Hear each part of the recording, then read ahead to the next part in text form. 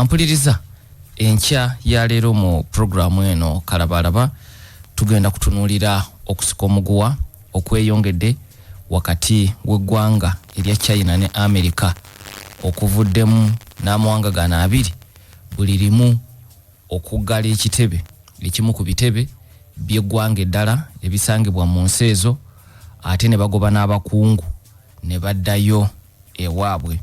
Ampuliriza eyasoose okukola kino mu wiiki eno ly'eggwanga erya America bwe lyalagidde Chaina eggale ekitebe kyayo ekiri ku ddaala erya consulate mu kibuga Houston mu ssaza erya Texas.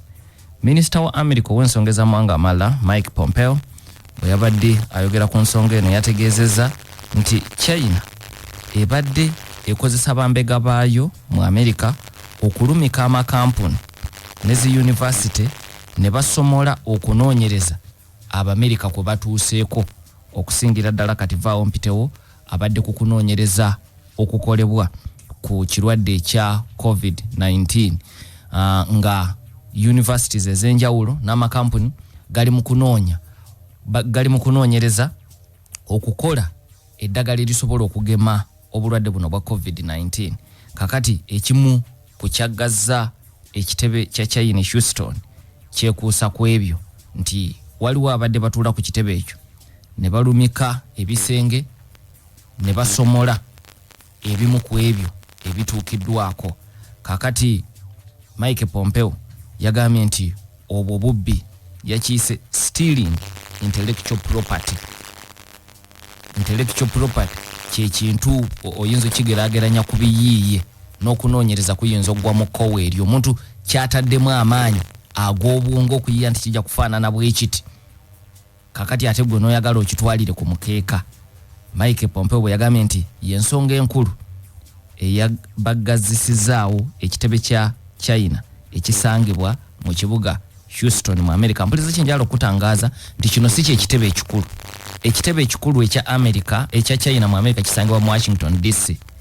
Kati ku kitebe ekyo wansi waayo waliyo ebitebe by'amadaala aga wansi bye bayita consular posts oba consulate mukaaga.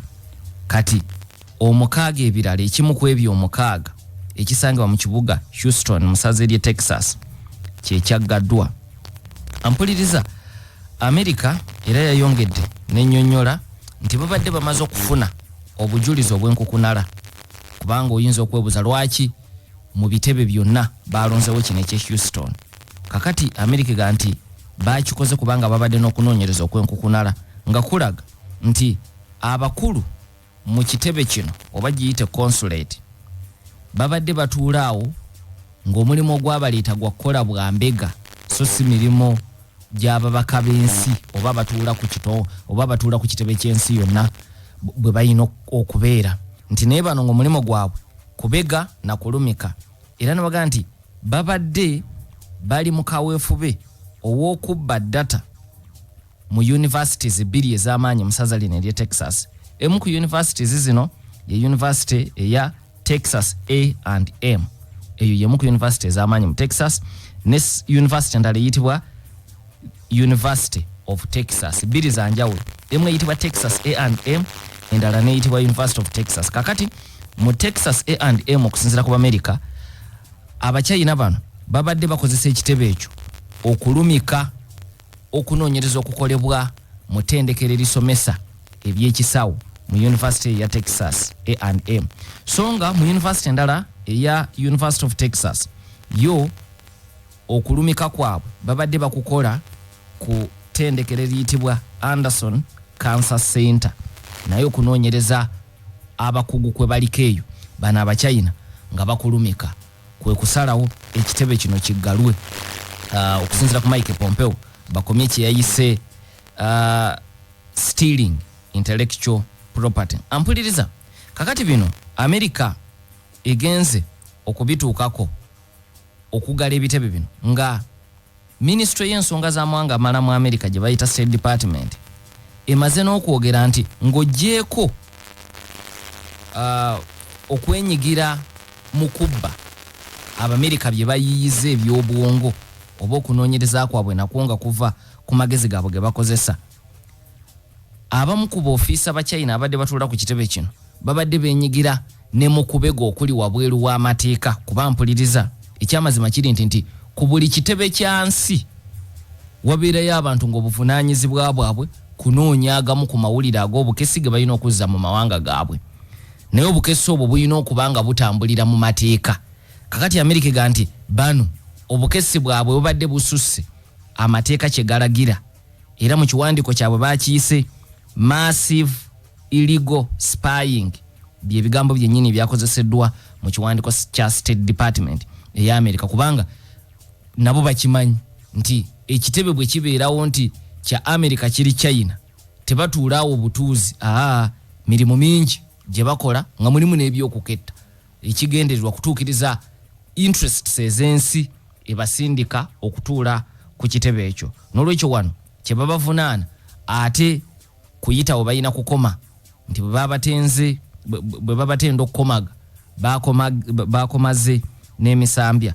Bino bigenza okubaawo ampuliriza Amerika era ng'emaze okuggula emisango ku Bachina abalala 4 n'okubakwata we twogerera kati bakwate bali mu mbuzi ekogga.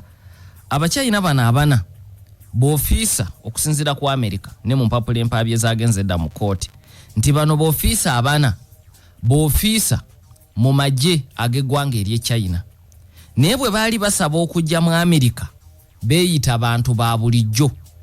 Ekigendererwa bajje mu Amerika beefuula abali ku mirimu emirala, abamu mu kunoonyereza, abalala mu kusoma, naye nga bali mu kunoonya bya bukesi na kubega bwe babiddiza ensi yaabwe.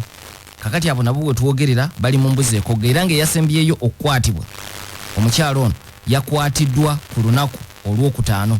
Ono Amerika egamba nti yagenza okumukwata abadde amaze ebbanga nga yeekukumye mu consulate endala eya China esangibwa e San Francisco, era nga tebanaggala kitebe ekya Houston.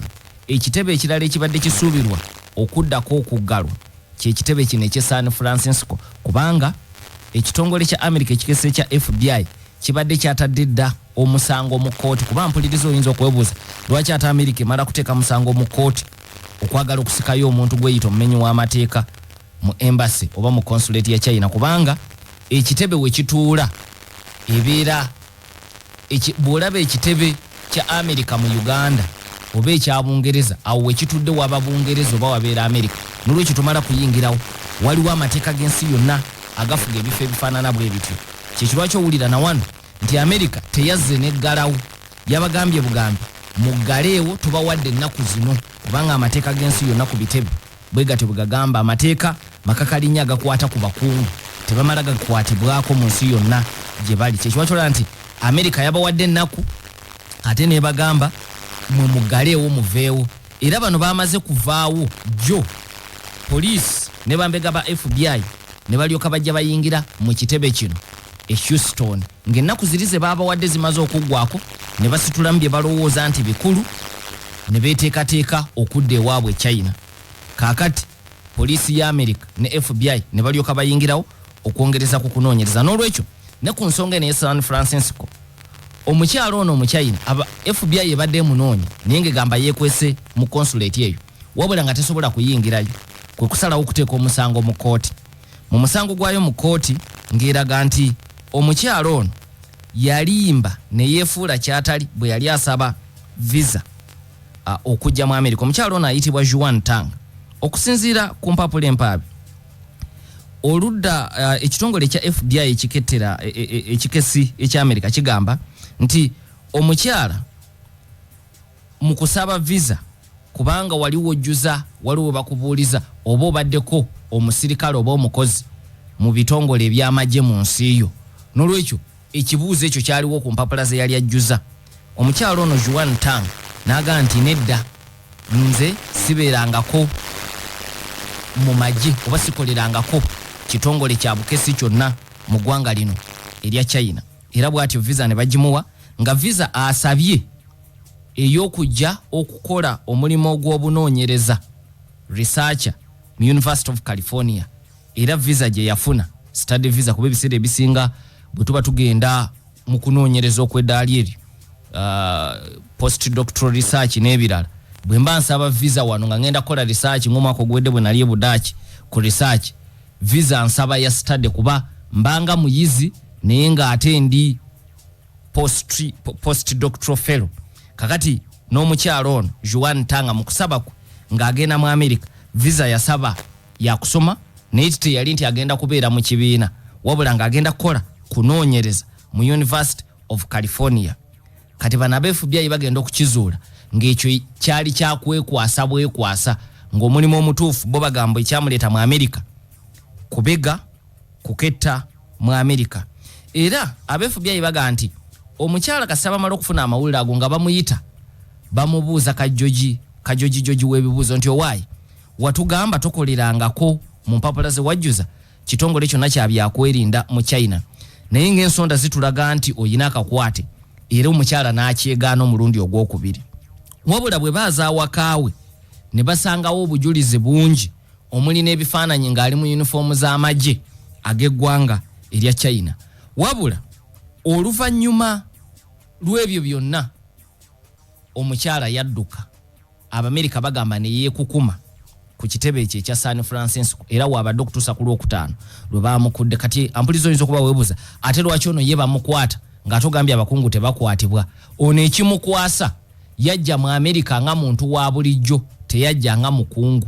Singa yajja nga mukungu wa China kye bandisobodde okukola kyakumugamba linnya ennyonyi eddako oddeyo ewamu e China kuba ekyo nakyo kirina kye kitegeeza mu diplomasi okugoba omukungu w'ensi omuzeeyo gy'ava naye tomukwata n'omuggalira. Kakati ono ye ekimukwasa kubanga yajja nga muntu wa bulijjo era Amerika emukwata nga muntu wa bulijjo eyeefuula kyatali. Kyekyo lwaki ye ku lunaku Olwokutaano yakwatiddwa ne banne bali abalala abasatu bo baabadde bamaze okukwatibwa naye nga emboozi zaabwe zonna kumpi zifaanagana. Mu kiseera kyekimu era ku lunaku Olwokutaano munnansi w'eggwanga erya Singapore nakkiriza emisango mu kooti mu kibuga Washington DC egibadde gimuvunaanibwa nti ali mu Amerika ng'ekimubeezaayo kubegera ggwanga erya China newankubadde nga mu Amerika emirimu gy'akolerayo ayinayo ne kampuni ew'amagezi ku byabufuzi political consultants. Naye emisango gye bamuvunaanye mu kooti oludda oluwabiruga nti egyo si gy'emirimu emituufu eyo kampuni agyekwekamu bwekwesi naye ng'omulimu omukulu kubegera China.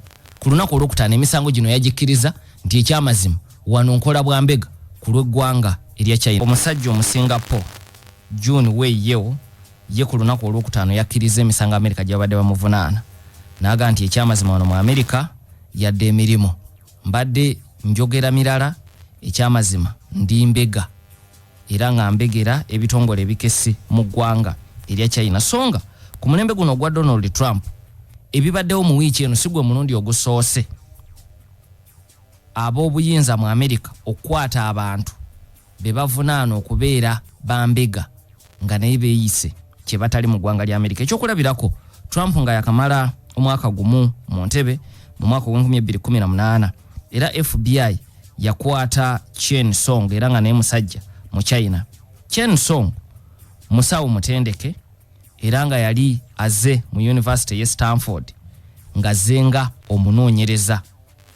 Yakuguka mu bujjanjabi obw'obwongo era ayingira Amerika mu Desemba 2018 ng'ekimulese mu butongole kyasabye visa era asabye study visa kuba mpuliriza nkunyonyodde nti abantu abasinga baba bagenda ku kye tuyita postdoctoral research emirimu gy'obaako giba gyekuusa ku kusoma yadde oba togenda kutuula mu kibiina kusomesebwa nga n'ebiseera ebimu g'ogenda okuba mu kiraasi ng'osomesa abalala naye visa gye bakuweetera kugwa mu kiti ekyo. Kaakati ne Chen ye visa gye yasaba okuva e China era n'atuuka mu University Stanford mu Amerika n'atandika okukola okunoonyereza kubanga yali akola kunoonyereza okw'enjawulo ku ndwadde ezirumba obwongo.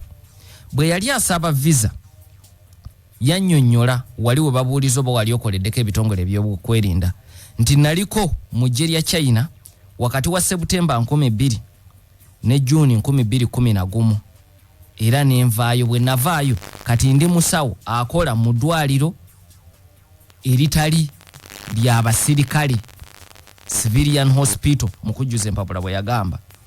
Wabula oluvanyuma ngamaze okutuuka mu America FBI egenda okukitegeera nti amawulire ge yajjuza nga asaba visa tegaali matuufu olw'ensonga nti ekyamazima n'eddwaliro lyakolera olwaleero nalyo ly'amagye ga Chaina ekitegeeza nti emirimu akyali kumpi ku mirimu gyegimu gye yali akola okuva mu mwaka ogw'2020 kati FBI nekigireetera ebibuuzo biyitirivu nti ono kiki ekyamuleetera okukweka ekituufu kyali kitegeeza nti mu America wano alabika ekyamuleeta kirala kubanga akimanyi bw'anaga nti mukungu kiyinza okutubeerera ekyangu okumulondoola naye bw'anaga nti muyizi oba researcher azze buzi ku university teri ajja kumubeerako ampuliriza nkolaga nti ku mulembe guno gwa Trump bano abakwatiddwa wiiki eno nevaawo mpitewo ono si gwe mulundi ogusoose ekitongole kya FBI okwekengera Abachina bangi abajja mu America ne beefuula nti bazze kukola mirimu mirala kakati ekimu ku kyagazzaawo ekitebe kya Houston State Department ya America egamba nti bano yadde baba beeyise kintu kirala mu America oli ali ku university oli ayina kampuni ye ew'amagezi ga kikugu mu byabufuzi ne baba bakolagana butereevu n'abakungu ba China abatuula ku bimu ku bitebe bino kyekirwaki ekitebe kye baatandikiddeko kye Houston wabula ngera baga nti bayinza obutakoma ku ekyo n'olwekyo ekitebe ekirala ekitunuuliddwa oluvannyuma lw'ekitebe kye Houston okuggalwa kyekitebe kya San Francisco gye nkunnyonnyodde nti omukyalo ono Juan Tang abadde researcher mu University of California FBI bagamba gyabadde yeekukumye okutuusa ku lunaku olw'okutaano lwe bamukutte bonna bamaze okubasomera emisango egy'okujingirira mpuliriza bino byonna bigenza okujjawo embiranyi yo ebaddewo omwaka guno gwonna sijja nagamba mwaka guno gwonna ndoza tugambe ekisanje kya Trump bukyalayira 2017 wakati wa America ne China era ekyamazima mu kulonda okw'omwaka guno 20 mu November America nga bagenda okuba akalulu ensonga ya China yemu ku nsonga ezigenda okubeera enkulu nga Abamerika balonda ze bayita top campaign issues olw'ensonga nti ekifaananyi ekisiigiddwawo nti omulabe wa America kati asinga okuba omutawaana nga bagenda mu kulonda kuno ye China n'olwekyo ku babiri abagenda okusinga okuvuganya Joe Biden owa DP ne Trump buli omu kiseera kino omulaba nga ayagala okuteekawo ekifaananyi nti yajja okusinga okubeera omukambwe eri China era yajja okugikangavvula obulungi bw'ogoberera ebigambo byabwe ku nsonga za China olaba ng'omulamwa we gwetooloolera n'olwekyo yadde Trump bino ne minisita we Pompeo baga babikoze lwa nsonga za byakwelinda na kutaasa ebiyiiye intellectual property eby'Abamerika naye n'ensonga y'ebyobufuzi tosobola kugibuusa maaso ekyokulabira kampuliriza ensonga ya COVID-19 oba coronavirus tukimanyi bulungi nti kyekimu ku bintu ebyongedde okutabula America ne China mu biseera bino nti ekisooka Trump azze akyogera lunye nti China yakukulira amawulire agakwata ku bulwadde buno ekyaleetera obulwadde buno okusaasaana ensi yonna nga n'Amerika mwegitwalidde abantu bangi ne bafa era kyekirwaki enfunda eziwera nga Trump ayogera ku bulwadde buno abuyita China virus kyokka nga ekibiina ekikwata ekivunaanyizibwa ku byobulamu mu nsi yonna ekya World Health Organization kyasalawo okubutuuma erinnya erya COVID-19 nga kyewala bigambo ng'ebyo ebya China virus wabula newankubadde yadde World Health Organization yafulumya dda erinnya ettongole ye Trump ne basajja be emirundi egiwerako bawuliddwa ng'obulwadde bano bakyabuyita China virus kati bibadde bikyali awo ate amawulire amalala ne gafuluma ng'Amerika egamba nti egudde mu lukwe lw'Abachina okwagala okubba Abamerika bye batuuseeko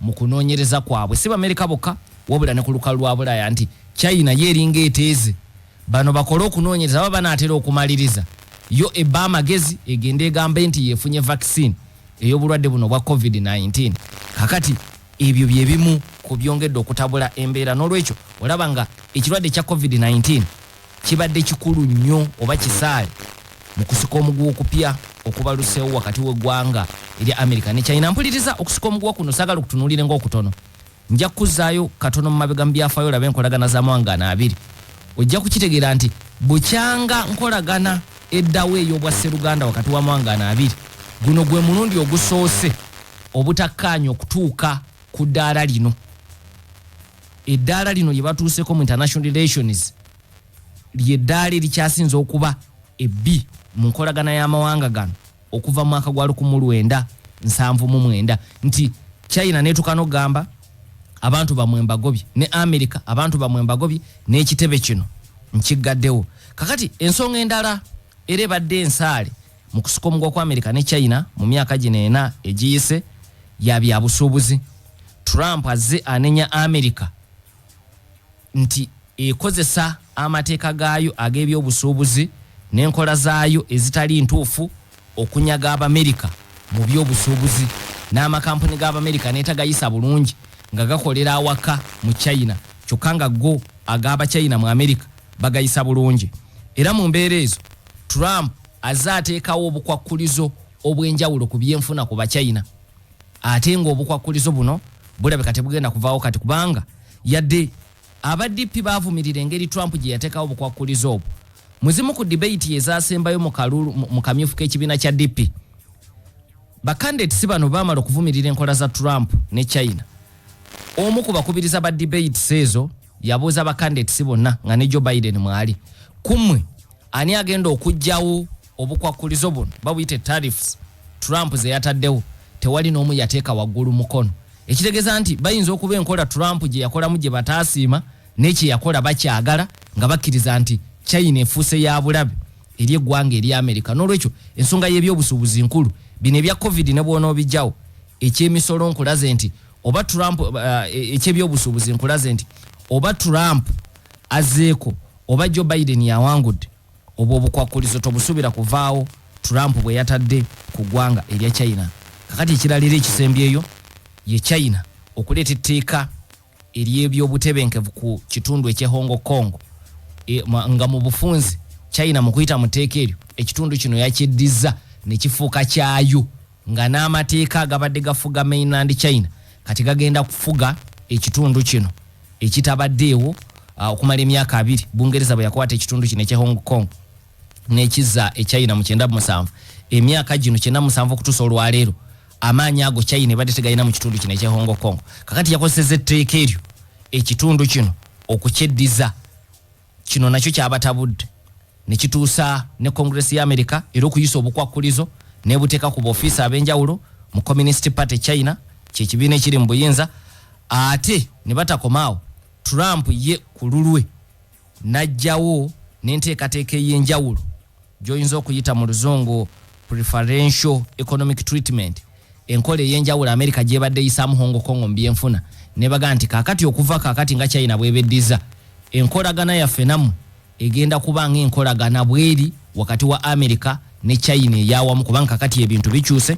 Luli tubadde tusobola okuteesa nammwe ku bintu kuba mubadde muyina obwetengereze obuwera naye kati mufuukidde ddala kitundu kya China ekiwedde emirimu. N'olwekyo ensonga ezo 3 zibadde nkulu nnyo mu butakkaanya okutuuka ku ddaala lino. Muzungu ayinza okiyita lowest point mu diplomatic relations wakati w'amawanga gano abiri okuva mu mwaka gwa 1979. Mpuliriza America bwe yakoze bino ne China neesuubiza nti egenda kuzza omuliro era tekwabadde kukanga bukanzi ekyaddiridde na America ne China neeragira Abamerika baggalewo ekitebe kyabwe ekiri mu kibuga Chengdu.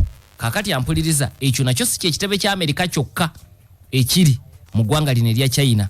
Nga America nayo bwe yalonzeeyo ekitebe ekiri ku ddaala lya consulate na bano balonzeeyo ekiri ku ddaala lya consulate e Chengdu ne babagamba nti muggale ekifo ekyo era n'abakozi bamwe ababaddewo abasoba mu 200 bonna mu batikke ku nnyonyi baddeyo mu ggwanga erya America.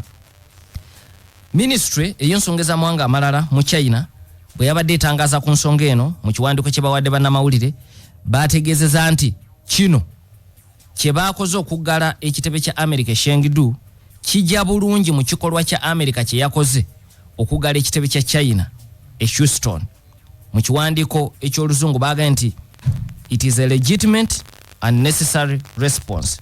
Wabula oluvannyuma omwogezi wa ministry ya China ey'ensonga z'amawanga amalala era mu kwongera okutangaza ku nsonga zino omukulu ono nga ye Wang Wenbin yagambye nti ng'oggyeko ekyokuba nti babadde bazza omuliro eri America naye era tebabadde nabo bamativu n'emirimu egibadde gikolebwa mu kitebe kino era ne bagamba nti ebimu ku bibadde bikolebwa ku kitebe kino eky'e Chengdu bikontana n'emirimu abakungu ku kitebe gye balina okukola nga bagenze mu nsi endala era naga nti egimu ku mirimu gye babadde bakola gibadde gigootaanya ebyobutebenkevu bw'eggwanga obwa Chaina wabula teyayongedde kunnyonnyola mirimu ki egyo gye babadde bakola oba obutebenkevu badde bugootaanyizibwa butya kuba ba America bannyonnyodde nti Abachina kino kye babadde bakola era university eno gye babadde balumika ne bajogera Texas A&M ne University of Texas ezo university bbiri kati baba China tebatangaziza kusukkawo wabula bagambye naffe egimu ku mirimu egibadde gikolebwa wano gibadde gikosa ebigendererwa byaffe nenga tukigumidde mpola ne kasita basazeewo okuggala ekitebe kyaffe Houston naffe kino katukigalewo era ampuliriza Abamerika abatuula ku kitebe kino baweereddwa okutuusa olunaku olw'enkya n'olwekyo okusukka enkya ekitebe kino kirina okuba nga kiggale balina okuba nga bamaze okujjamu buli kyabwe badde ewaabwe embeera ampuliriza bweti bwefaanana mu kusuka omuguwa wakati w'amawanga gano abiri America ne China mu kiseera kino njagala nkuzeeko emabega wakati w'enkolagana tutunulire enkolagana ebadde etya wakati w'amawanga gano abiri toyinza gamba nti enkolagana ebadde nungi mu myaka 7 oba 6 egiyise ojja kujoogerako nga eya strategic ambiguity ebaddemu emanyi okubeeramu ebiwonvu ate nebeeramu n'obusozi oluusi ne baba nga gubasaza mu kabu ate oluusi ne bitabuka bwe batyo bwe baze bafaanana nja kuzzaayo mu sematalo owokubiri China ne America balwanira ku ludda lumu mu sematalo owokubiri era bonna baali bawanguzi olutalo bwe luggwa ate olunjogera ku sematalo mu China munda ne mbalukamu okusuka omuguwa okw'omunda wakati waabo abaali baagala enkola eyaliwo n'abo abaali baagala enkola ey'obwannaakalyaakaani nga bakulemberwa chairman Mao Setungu okusuka omuguwa kuno kwavaamu olutalo emmundu n'etandika emmundu bw'etandika President wa America Harry Truman yasindika musajja we General George Marshall agende China atabaganye abantu bano kubanga ekyamazima America bombi yali ekolaganye nabo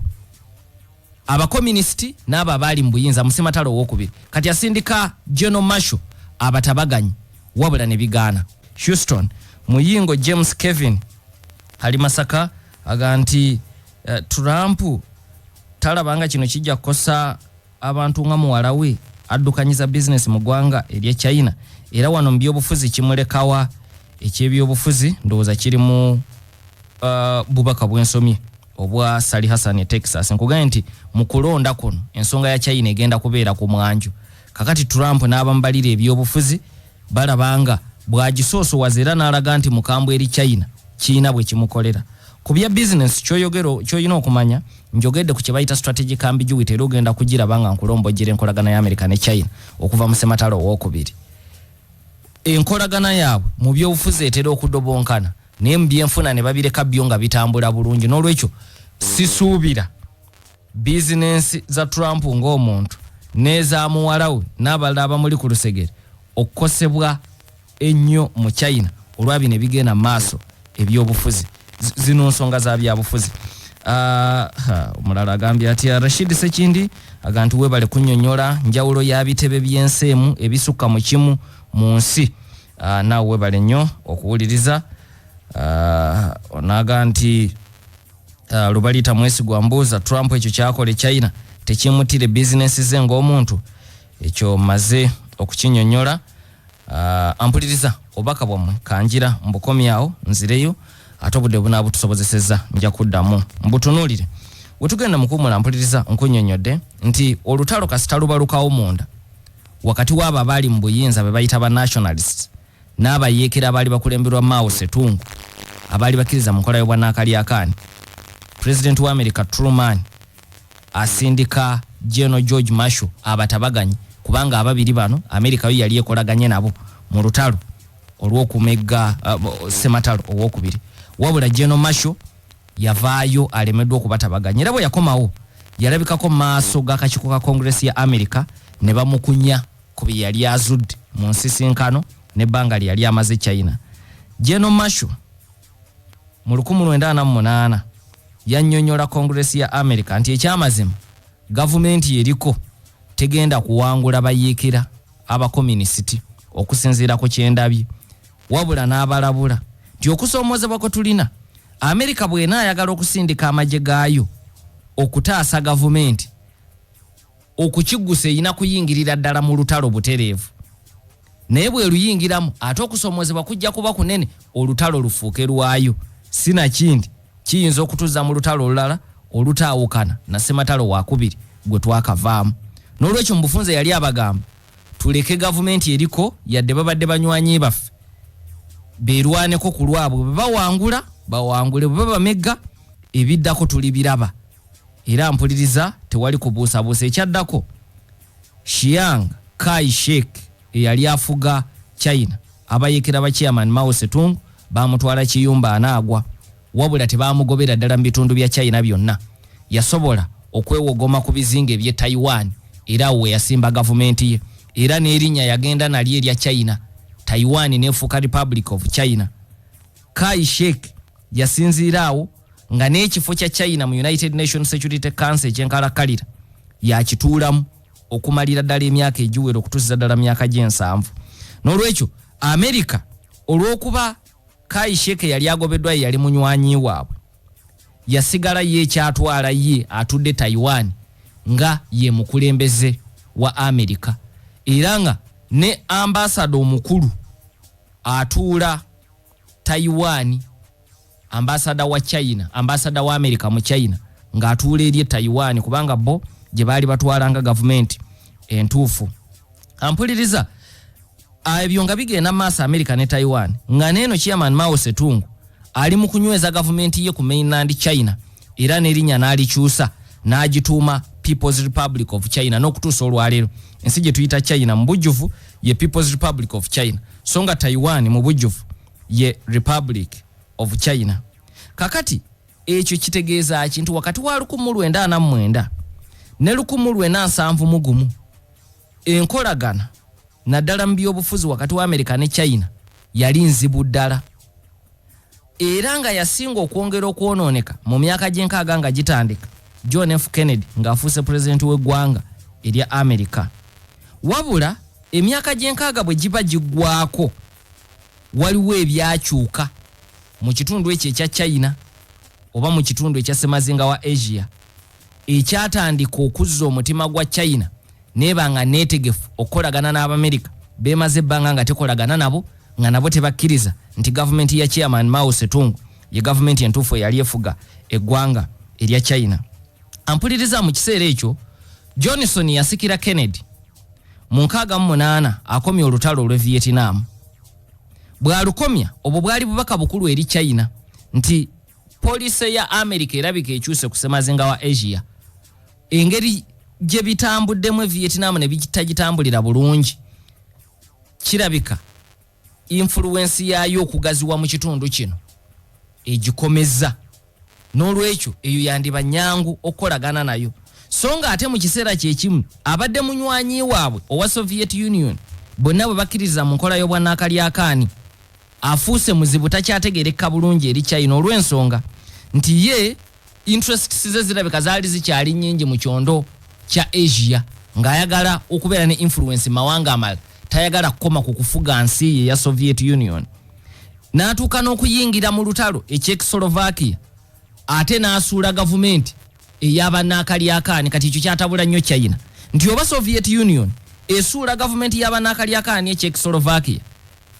kitegeeza esobola naffe okutwefuulira abachina n'esuula gavumenti yaffe wano mu China n'olwekyo chairman Mao Zedong n'akyusa obuufu n'alaba nga Soviet Union si mulabewe naye alina okukendeeza enkolagana naye ate alina n'okuteekawo balance of power noonyeeyo omulala gwensobola naye okukolagana naye nga tebalima kambugu ne Soviet Union ate nga w'amaanyi tewaali mulala America ye yaliwo era mu myaka gy'ensanvu nga gitandika China newandiikira president wa America Richard Nixon nga bamuyita ku bugenyi obutongole nga 15 Julai 1971 Nixon lwe yayasanguza ekyama kino nti China empise ate nzikiriza kuba bibiri byali bikulu tewali president wa America yali akyaddeko Chaina. Nixon yali agenda kufuuka president yasoose naye ng'ensi gy'agenda okukyalamu tebalina nankolagana, tebalinayo na mubaka, tebalina diplomatic relations. Kakati alangirira nti bampise bwe bubaka obusooka naye n'ekyokubiri nzikiriza ngenda kukyala mu People's Republic of China. Kakati kino kyeraliikiriza bangi naddala boyinza okuyita extremists mu Republican Party oba bannalukalala. Bano baali bakulemberwa musajja Senator omugundiivu Barry Goldwater. Goldwater yali mu Senate ya America nga muna Republican okumala emyaka 30 byebisanja 5 kuba ekisanja kya myaka 66. Ekyo ngo kitadde ku Barry yali candidate wa Republican Party eyavuganya Lyndon Johnson mu kulonda kwa 1964. Johnson yasikira Kennedy nga atemuddwa. Kakati Johnson yamega Goldwater. Nolwekyo Goldwater yali w'amaanyi mu byobufuzi mu kiseera ekyo mu America ejensanvu nga gitandika. Kati naakulemberamu olutalo olw'okuwakanya olw'ebigambo olw'okuwakanya Nixon ogenda mu ggwanga erya China. Omukisa Nixon gwe yalina nti America yali emumanyi ng'omusajja omuvumu era yali alwanyisizza enkola y'obwannakalyakani okumala ebbanga. Kubajjukira yali amaze okubeerako vice president wa General Eisenhower okumala emyaka 8 mu myaka gya 5. Nixon bw'ava kuba vice president ku mulembe gwa Eisenhower asooka n'ajja mu 6 n'avuganya ne Kennedy n'amukuba n'agenda n'awummula oluvannyuma mu 8 ate n'akomawo n'awangula obwa president. N'olwekyo likodi ye yali emanyiddwa bulungi mu America nti takkiriza mu nkola y'obwannakalyakani. Kakati blackmail ba Goldwater gwe baayagala omuteekako yali takola. N'olwekyo America yakkiriza n'emusaamu obwesige nti ateekwa okuba kyagenda okutusakira China kikulu mu nkola yaabwe ey'obwannakalyakani. N'olwekyo wakati mu kuwakanyizibwa Nixon yakyala China era yamalayo wiiki.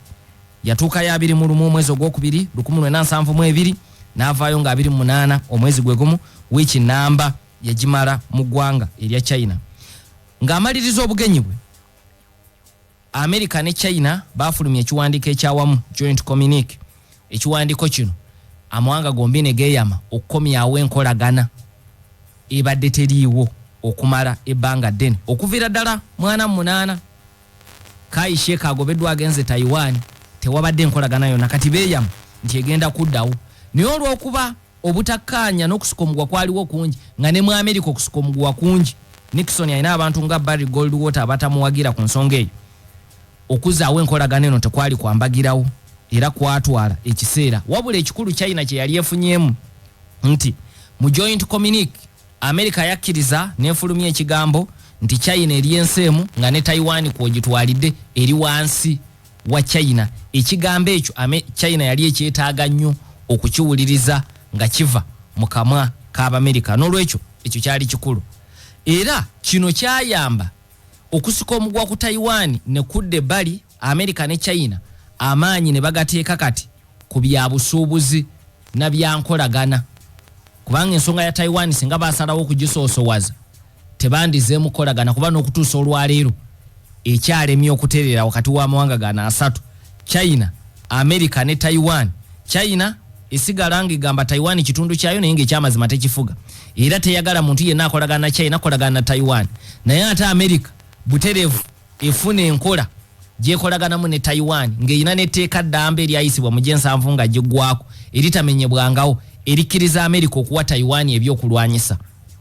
N'olwekyo enkola eyo nayo gyagiyita strategic ambiguity mu international relations. Kakati baasalawo ku mulundi ogwo mu joint communique nti ensonga za Taiwan tusooke tuzisse ku bbali tubeere ku bino ebyangu okuggusa. Era ensonga ezo z'abayamba zikoze kinene okuyamba amawanga gombi America ne China naddala okwongera okuyitimuka mu byenfuna. Ampuliriza ekyaddako ekirala America nayo kye yafunamu nti China propaganda w'amaanyi gwe yali yeenyigiddemu ku America yamukendeeza oluvannyuma lw'obugenyi bwa President Richard Nixon nti oluvannyuma lwa joint communique China propaganda waayo ku America yamukendeereza ddala. Naye nkugambye nti tebaggulawo bitebe byabwe buli omu mu nsi yamu n'embagirawo kubanga waliwo okusomozebwa okulala kungi okwali kuyina okumala okugonjoolwa. N'olwekyo ekyaddako mu Meyi wa 1973 amawanga gano kwe kusalawo gatekewo office naye nga si kitebe we gajjanga okusinziiranga okwogeraganya obutereevu era ekigambo kye baakozesa baaziyita liaison offices. America neggulawo gye baayita liaison office mu kibuga Beijing e China, ne China neggulawo office y'emu mu kibuga Washington DC mu America naye nga si bitebe. Era batambulira mu mbeera eyo okumala emyaka 73 okutuusa 1978 wabula yadde ebifo bino tebyali ku ddaala lya bitebe ekitegeeza nti nga n'ababituulamu baba tebalina ddembe lyenkanana bali abatuula ku kitebe nga embassy kubanga ebifo bino buli kimu kiyina emitendera gyakyo n'obukwakkulizo obukijjirako. Consular post, consulate, embassy ne liaison office buli kimu kirina enjawulo. Kakati omuntu aba ne byafiirwa bw'aba atuula ku consulate, omuntu aba ne byafiirwa bw'aba atuula ku liaison office. So wabula newankubadde embeera yali bwetyo nga tebalina yadde consulate, tebalina yadde consular post, nga kyebalina liaison office, naye gavumenti ya America ebifo bino yabiteekamu bantu bagundiivu bokka nga boyinza n'ogamba nti ne bwe bwandibadde obawadde ekifo kya bwambasada kitono gye bali. Ekyokulabirako omu ku bantu mu America gwe baateeka mu liaison office eyo yali George H.W. Bush Senior. Mu America ayitibwa George Bush 41 ye taata wa Bush Junior. Era bwe yava mu office eyo tewali kubuusabuusa, yafuuka vice president wa America nga amyuka Reagan mu 80 n'olwekyo lanti office yali tenyoomebwa yadde erinnya baagiwalinafu mu mateeka naye abantu abagiteekebwamu be bagiteekangamu ku njuyi zombi nga bantu bazito. Ku ludda lwa America omu ku bantu abatuulako mu office eyo mu myaka egyo 73 kutuusa 78 George H.W. Bush Senior y'omu ku bagituulamukko. Mu 1975 President wa America Gerald Ford yasikira Nixon ng'alekulidde bwe yali akwata obuyinza ayongera okukigumiza nti njagala okutereeza enkolagana wakati w'amawanga gano etererere ddala. Ekyo yayongera okukigumiza nti Nixon kye yatandise nze ndi mwetegefu okukiggusa wabula yatuuka kuva ku ntebe nga tekigguse. Munadi PG Mekata bw'ajja mu ntebe mu 77 nga yakalayirira naye n'akigumiza nti gye bayita Shanghai Communique eri gye twatandikiddeko nga Nixon agenze China naye agamba yadde ndi wa DP naye ndi mwetegefu okugitwala mu maaso tulabenga America eyina ekitebe China ne China eyina ekitebe wano mu America ne liaison office nikuwe nti okusoomozebwa kwali kungi. Era nga Jimmy Carter akyeyamye mu 77 nga 15 December 1978 mu butongole amawanga gano ne galangirira nti gaali gakuggulawo ebitebe ebijjuvu nga January 1, 1979 era January 1 bw'atuuka 1979 ne bafulumya kye bayita joint communique ekakasa establishment of diplomatic relations wakati wa amawanga gano abiri. Era mu joint communique eyo mu butongole America n'ekiggumiza nti kaakati gavumenti entongole gyemanyi ye China so si eye Taiwan kubanga mu joint communique yasooka bagabuga tumanyi China eriemu nga ne Taiwan kwogitwalidde naye era America ekitebe kyayo ne kisigale Taiwan. Kati mu joint communique ene ey'okubiri aggumiza mu butongole nti kaakati amaanyi gonna ge tubadde nago nga n'abatukiikirira batuula Taiwan kati bagenda kuvaayo okudda mu ggwanga lino erya China kubanga lwaki America yali eteeka liaison office e Beijing kubanga ekitebe ekijjuvu nga kiri Taipei mu Taiwan. N'olwekyo kakati joint communique eya 79 ebyo byonna ebikyusa wabula ebitebe byo byennyini okuggulwawo byaggulwawo Maachi nga 1979 amawanga gano abiri buli omu kwe kubeera n'ekitebe mu nsi eya munne. Wabula ate emyaka ejaddako jjukira ebyo bya 79 Maachi 1 ebitebe mu butongole bitandika okukola tuvudde ku liaison office. Reagan atajja yali tayagalira ddala bannakali akaani era olw'embeera ze okusika omuguwa ate kupya kwabalukawo wakati wa America ne China naye tekwatuuka kukuno kwe tutuuseeko olunaku olwaleero. Mu kutabuka okwo waliwo ebintu ebyenjawulo ebyayongera okusajjula. Ekimu ku byo mu 1983 waliwo omuzannyi wa tennis Omuchaina eyasalawo okwewaŋŋangusiza mu Amerika amannya ge ye Huna ate n'asinziira eno kolokota Chaina. Kati ekintu Chaina kye yalega nti tekikkirizikika olw'endagaano ez'enjawulo Amerika ze yali etuuseeko ne Chaina nga oyo ekyo kyekika kya propaganda gwe baali benyigiddemu okumala ebbanga ddene. Nolwekyo Chaina ngega nti propaganda ow'ekika ekyo twakkaanya akome. Temuyinza kuddira muntu adduse eno ataddeeyo asinziire yatandike okutukolokota nti enfuga yaffe mbi eno.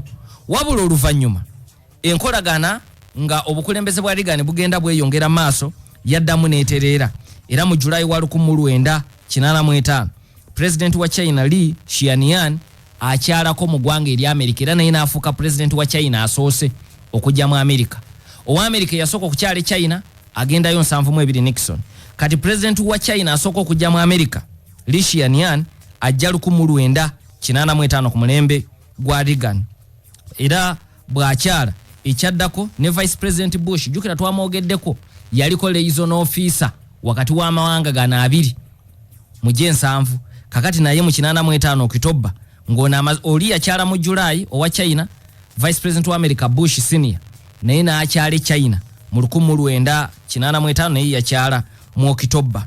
Era Bush Senior ye yaggulawo n'ekitebe kino eky'Shengdu ekyaggaddwa Abachina nga balagidde Abamerika baveeyo lunaku lwanca ekitebe ekyo kigalwewo.